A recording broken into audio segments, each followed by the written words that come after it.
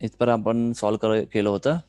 आता next part यातला काय बघा. Next part second. काय म्हटलंय सेकंड तर ACC आणि पुढं काय XOR.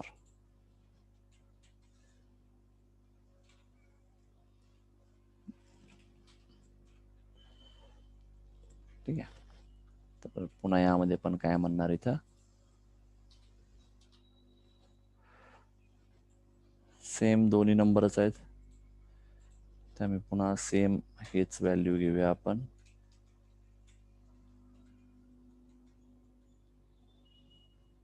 ठीक आहे. आता इथं काय होईल काय होईल बघा. आता XOR ला काय म्हणतो आपण XOR मगाशी म्हटलं एक्सक्लुझिव्ह ऑर. दोन्ही वेगवेगळे असले तरच आउटपुट 1. दोन्ही सेम असेल तर 0.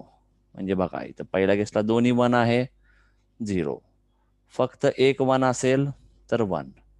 दोघांपैकी एक 1 आहे 1. दोघांपैकी एक 1 आहे 1. एवढं काय दोन्ही 1 आहे 0. दोन्ही 1 आहे 0. दोघांपैकी एक 1 आहे 1. दोघांपैकी एक 1 आहे 1.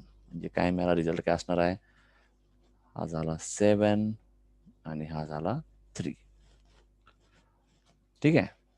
हा झाला सेकंड कंडिशन. ठीक आहे. कळलं का आहे.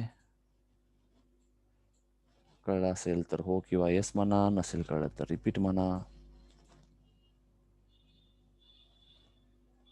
हो. नेक्स्ट काय बघा आता असा साइन आहे ACC. पुढं म्हटलंय काय असा. हा म्हणजे काय सिम्बॉल आहे. काय करायला सांगितलं इथं आता. हा कोणता सिम्बॉल आहे. ऑर. बरोबर.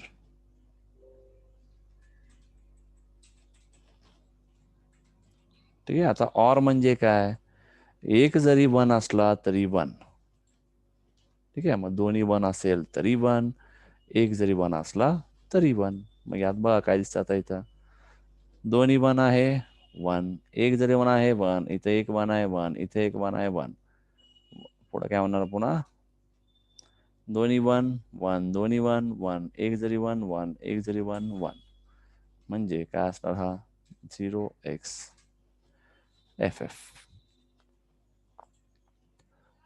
ठीक आहे. तसंच लास्ट पार्ट काय बघा आता इथं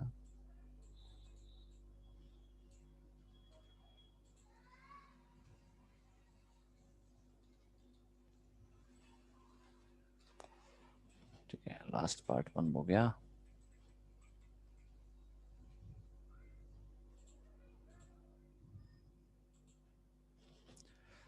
ठीक आहे. आता नॉट म्हणजे काय आता पोर्ट 1 ला काय व्हॅल्यू आहे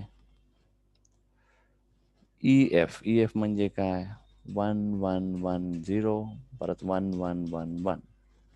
ठीक आहे. मग आता रिझल्ट काय मिळेल. रिझल्ट काय म्हणतो आपण इथं नॉट करा. नॉट म्हणजे काय 1 चा 0 0 चा 1. काय म्हणतो इथं हा 1 चा झाला 0. हा 1 चा झाला 0. हा पण 1 चा 0. हा 0 चा 1. पुन्हा हा 1 चा 0. हा 1 चा 0. हा 1 चा 0. हा 1 चा 0. म्हणजे काय मिळेल 0x10. कळलं सगळ्यांना. यात काही डाऊट आहे का. हे सगळ्यांना कळलं का. बरं डाऊट नाही म्हटलं असेल. हे कळलं आहे तर हो. ठीक आहे. तर असे क्वेश्चन काय तुम्हाला असतात 4 मार्काला क्वेश्चन विचारला जातो. काही तुम्हाला व्हॅल्यू दिली जातील आणि असे काही ऑपरेशन तुम्हाला विचारतील की हे ऑपरेशन नंतर रिझल्ट मध्ये काय असेल तर हे अशा पद्धतीने लिहायचं तिथं. ठीक आहे. हे तुम्हाला कळलं असेल. बा इथपर्यंत काही डाऊट नसेलच. ठीक आहे. तर आता काय करत जावा तुमचं जरा असं म्हणू शकतो की बेसिक तुम्ही काही जास्त परत रिवाइज करत नाही असं दिसतंय. पुढं जाईल तसं मागचं सगळं विसरून जात आहे. तर असं करून उपयोग नाही.